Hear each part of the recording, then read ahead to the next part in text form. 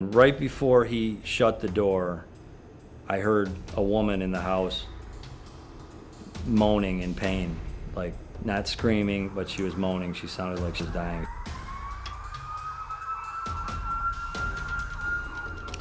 April 17th, 2015, I was actually eating my lunch and a call came out for check 911 at a residence next to Eric Road Elementary School. I was the only car responding to the call. Most of the cars in the county were tied up, so I didn't really have a backup. So I pulled into the residence and knocked on the front door, and no one answered the door. So I called back to dispatch, and I asked them if anyone had answered when they called back, and I could actually hear the phone ringing from our dispatcher calling back the house. They said someone picked up the phone, and he would be right out. So a couple minutes went by. Male opened the front door, and he only opened it a little bit, and I asked him if everything was okay in the house, and he said, "Hang on a second, I'll be right back." Right before he shut the door, I heard a woman in the house moaning in pain. So I called back dispatch on the radio and I asked him if he had said he was alone in the house, and they said yes. And I said, "We'll get another car rolling this way." So I felt a little bit uneasy. I knew he wasn't the only one in the house. So I backed off the porch and I started walking down the sidewalk.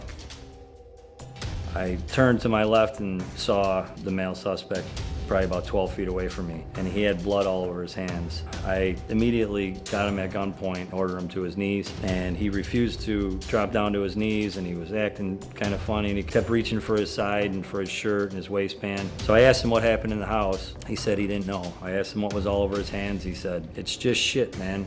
It's just shit. I don't know what it is." So he was staring through me, and then he finally got down on his knees, and I told him to prone out, and he wouldn't. So then I asked him again if he had a knife or a gun on him, and he said, "I don't know."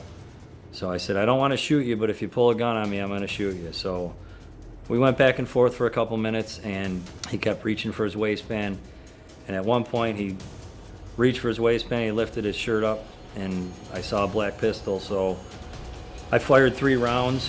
All 3 rounds hit him. He didn't even drop to a knee at the time, and he pulled a 9mm out of his pants and fired back at me. I wasn't feeling real comfortable from 12 to 15 feet away, so I ran to a tree that was in the yard for cover, and right before I got to the tree, I felt my taser cartridges blow off my vest. At that point, I didn't know I was hit, but I was hit with a 9mm round right below my heart. My vest ended up saving me. While we were exchanging rounds in the front yard, rounds were ricocheting off the tree and into the school parking lot. I was able to drop down behind the tree. I was actually able to do a tactical reload and call to have the school locked down. My son was probably only 100 feet away in his classroom, and he was underneath his desk praying that it wasn't me outside, because he knows it's my patrol area. So we had a lengthy gunfight. We exchanged 22 rounds. I ended up hitting him 3 times. He hit me once, and he retreated back into his house where he put the gun under his chin and shot himself in the head. What we didn't know was that previous to him answering the door, he had shot both of his parents in the head. While he was in the basement, his mother was able to crawl over to the father and dial 911 from his phone. And that's how the call came out. It was a check 911 call. We were able to airlift both the parents out of the house. They both survived the gunshot. I'm not a super tactical guy. I'm not on the ERT or SWAT team, but my training took over, and my will to survive, for that matter. And that's really what was going through my mind until I turned around, and for that 10 seconds I was looking at the school knowing my kids were in there, and other kids for that matter, and my wife. I mean, I wasn't scared. I was just wanted to survive.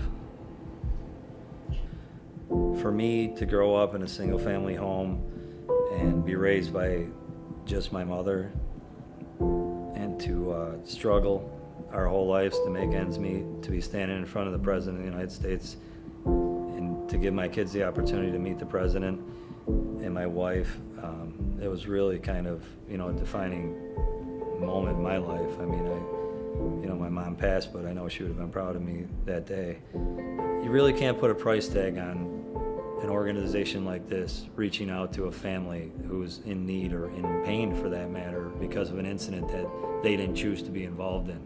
So to me, it's invaluable. Unfortunately, there are so many more stories like the one you just heard of officers dealing with the after effects of being involved in a critical incident. Hello, my name is Justin Collins, President and founder of the Badge of Honor Association. Since 2007, we've been on a mission to support the law enforcement community across Western and Central New York. With the police profession becoming increasingly difficult and dangerous, the need to support these police officers is even greater, and that is why we need your help. Please go to our website. For your pledge of $17 a month, you'll receive this Badge of Honor t-shirt to show that you support police officers involved in critical incidents and our programs for the children of the fallen in our region. Your $17 pledge will help us continue to provide the programs and services that our police officers need. Please go online and make your pledge today. God bless and stay safe.